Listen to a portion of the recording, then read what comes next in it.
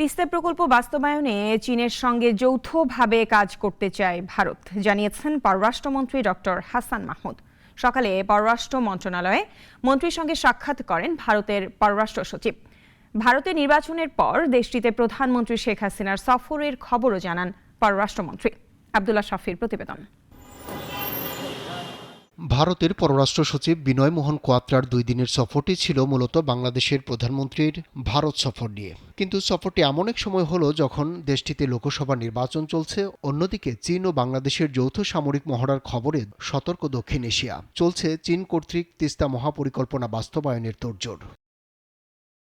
গতকাল ঢাকায় পৌঁছালেও আজ দ্বিতীয় দিনেই মূল সব আনুষ্ঠানিকতা। প্রধানমন্ত্রীর কাছে আমন্ত্রণপত্র হস্তান্তরের পর কোয়াত্রা যান সেগুনবাগিচায় পররাষ্ট্র মন্ত্রণালয়ে। সৌজন্য সাক্ষাৎ করেন পররাষ্ট্রমন্ত্রী ডক্টর হাসান মাহমুদের সঙ্গে। বৈঠক শেষে কী নিয়ে আলোচনা হলো সাংবাদিকদের তা তুলে ধরেন পররাষ্ট্রমন্ত্রী।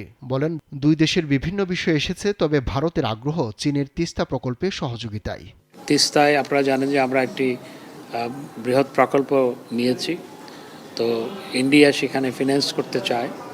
তা আমি যেটা বলেছি সেটি হচ্ছে এই তিস্তা যে প্রকল্পটি বাস্তবায়ন করা হবে সেটি আমাদের নিড অনুযায়ী হতে হবে, আমাদের নিড যাতে ফুলফিল হয় সেভাবে হতে হবে। এ সময় কানেক্টিভিটি, বাংলাদেশিদের জন্য ভারতীয় ভিসা সহজীকরণ এবং সীমান্ত হত্যা নিয়েও বিস্তর আলোচনা হয়েছে বলে জানান পররাষ্ট্রমন্ত্রী। পাল থেকে জলবিদ্যুৎ আমদানি করার ক্ষেত্রে। আব্দুল্লাহ শাফি, নাগরিক, ঢাকা।